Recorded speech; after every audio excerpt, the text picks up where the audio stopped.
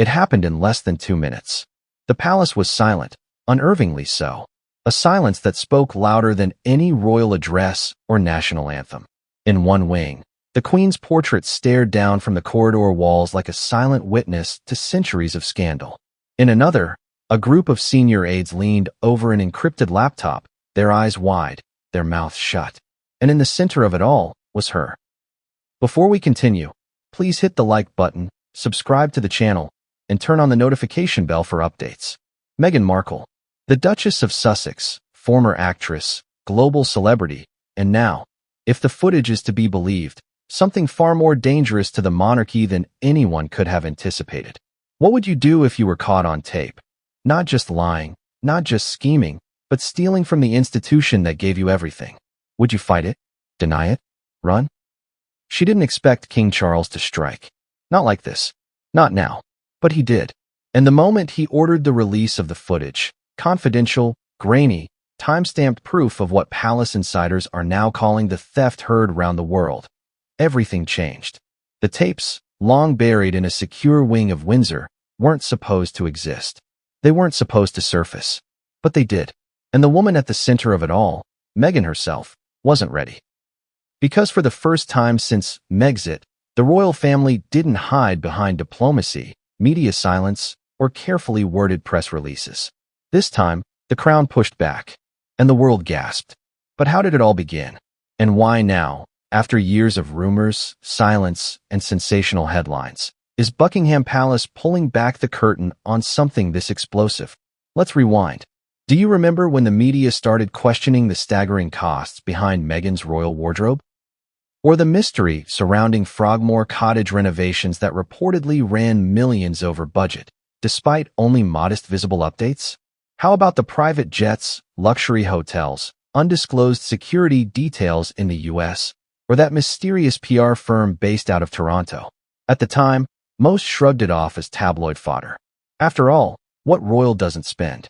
But what if those weren't just the perks of Duchess life, but part of something deeper? Something coordinated? Something deliberate? This isn't about receipts. It's about deception. Behind the glittering tiaras and global appearances, there was a growing unease inside the palace.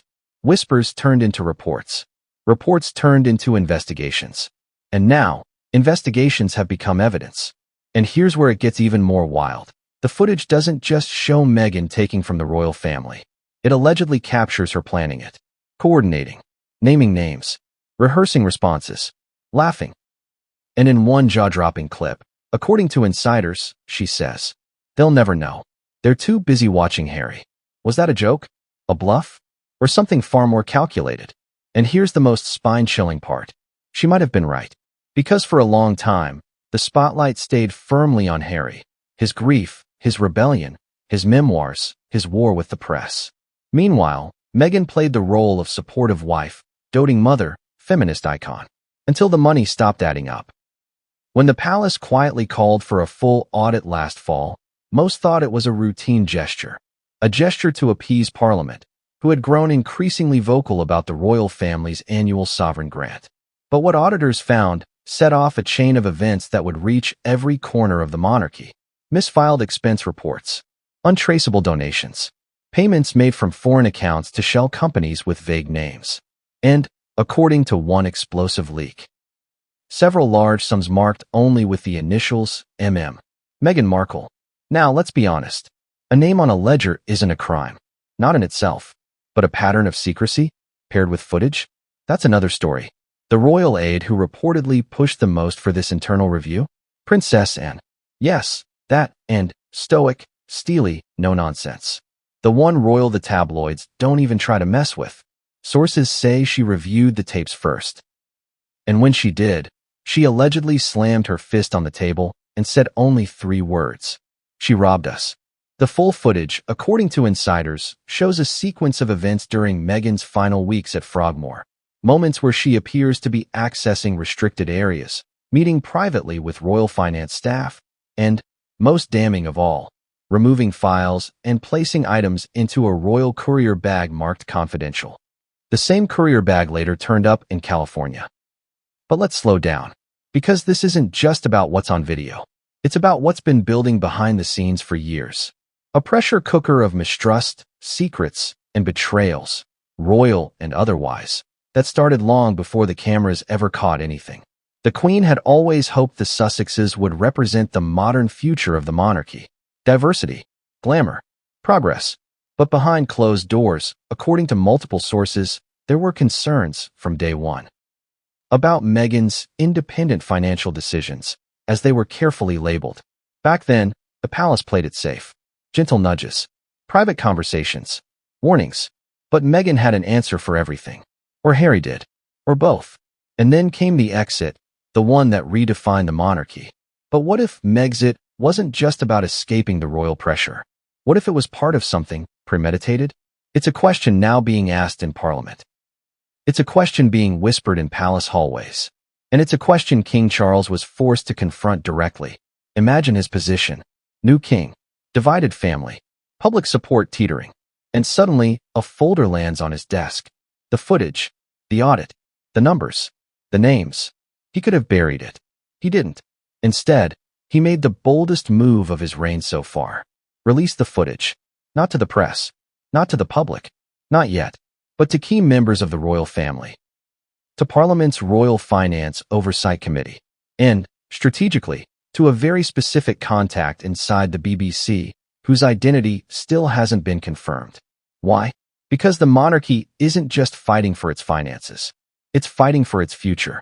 And in the age of digital proof, secrets don't stay buried. The consequences were immediate. Social media exploded. Hashtags like #RoyalTheft and #MeghanExposed trended within hours. Former staffers came forward. Anonymous sources leaked excerpts. A rogue clip showed up on Reddit. Only seconds long, but enough to show Meghan holding something suspicious, whispering to a staffer, and laughing nervously. In response, Meghan's U.S. legal team issued a sharp denial. These claims are defamatory, reckless, and entirely false. The statement read, "The Duchess of Sussex has never misused or mishandled royal finances." But then why, according to palace sources, did Meghan allegedly call King Charles in a private, frantic midnight phone call only hours after the leak? What was said in that call remains classified, but a palace aide says she was begging for discretion. And that's when it happened. According to multiple insiders, after that call ended, King Charles turned to his inner circle and quietly said, "No more. No more shielding. No more spin. No more silence." That's when the order was given. Release it. And Meghan? She went mad. Screaming, crying, calling attorneys, threatening exposés, threatening Netflix, even threatening Harry, according to an anonymous staffer. But by then, it was too late. The truth had a head start. And now, as the world braces for the full footage to drop, as Parliament debates stripping Harry and Meghan of all remaining titles, privileges, and royal benefits, we must ask, what exactly is on that tape? And more importantly, what else is the palace hiding?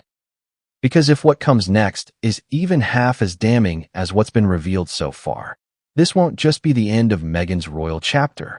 It may be the final blow in a war that's been brewing behind palace walls for years. And what comes next would change everything, and no one saw it coming. What if the cameras were always rolling? What if Meghan Markle, the Duchess of Sussex, who once claimed to be silenced by the palace, was actually being watched the entire time? And what if those tapes didn't show her being victimized, but revealed her as the architect of something far more calculated? The royal family has always operated behind an iron curtain of privacy, tradition, and control. But even within the marble walls of Buckingham Palace, some things can't be hidden forever. And now, the one thing they never wanted anyone to see has emerged. And Meghan? She never saw it coming. It all started with a glitch. A minor software update to the palace's archival security servers. A routine IT check. A junior technician scrolling through old files to test the playback system. But then, something strange. A folder not labeled in standard code. One that didn't follow the system's regular timestamp protocol. The name? Guest entry 114. Internal only, and It didn't take long for that clip to send chills down the technician's spine. What they saw wasn't just a hallway or a casual corridor moment. It was Meghan, alone, calm, deliberate, carrying a small, leather-bound satchel. The same one she was later seen with during a private trip to Heathrow. But this time, inside the palace. She wasn't heading toward her quarters. She wasn't going to a public-facing meeting room. She was walking toward the restricted wing. The wing reserved for finance, archives, and crown asset registries. That wing requires clearance. Meghan wasn't supposed to have it.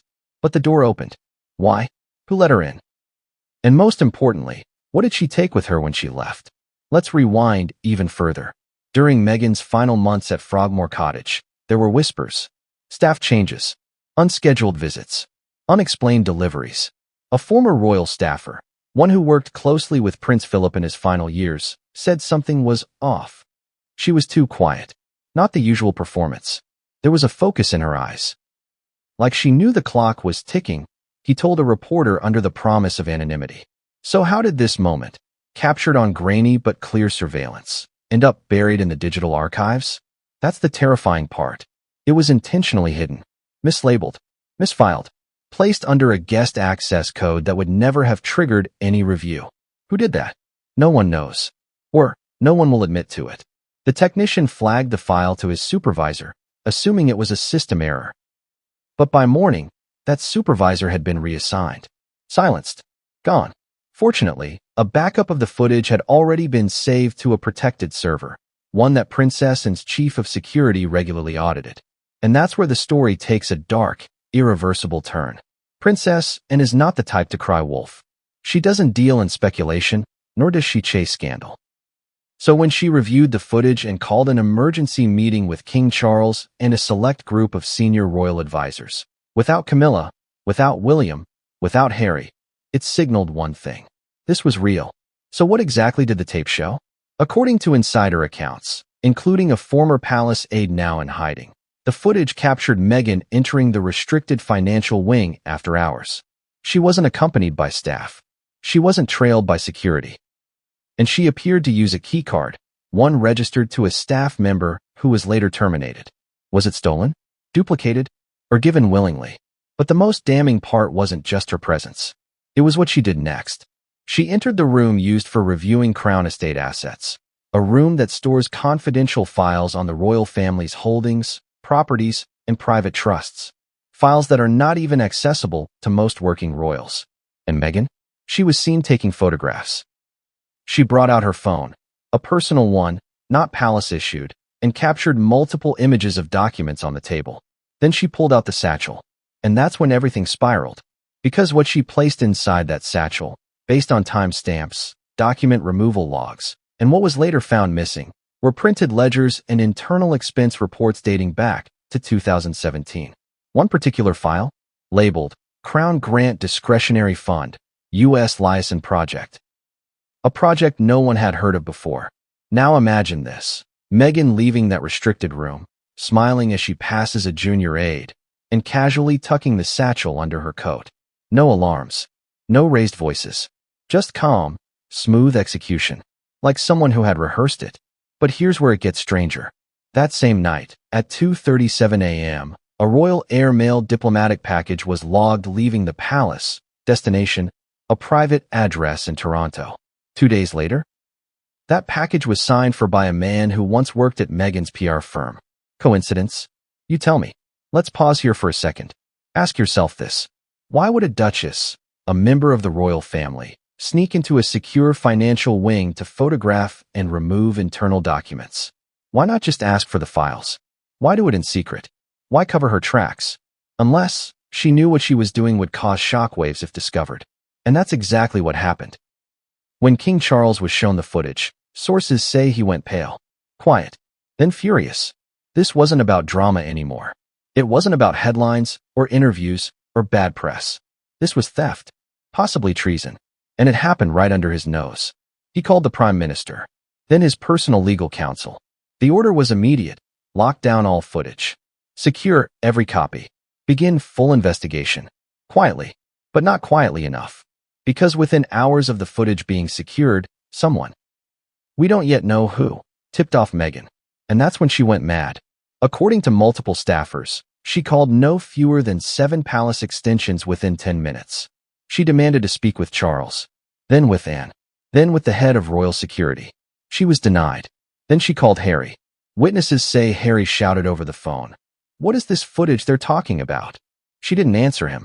Instead, she hung up, and within the hour, had booked a legal consultation in L.A. Why would someone innocent act like that? Why panic over security footage, unless you knew what it revealed? But there's more. According to a senior royal advisor who spoke off the record, Meghan also tried, and failed, to pressure a former palace staffer into retracting their testimony about the night of the footage. The staffer declined, and was immediately offered a book deal. Now here's the punchline. That footage, the one Meghan never expected to see the light of day, was just the beginning.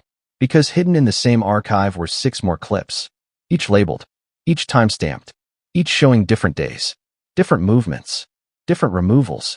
And the last one? It shows Meghan meeting with a royal financial officer who, weeks later, was found to have accepted a suspicious wire transfer into his Cayman Islands account. We're not done yet, because there's one more thing buried in the metadata of the original footage. Something so small, yet so damning it made even King Charles gasp.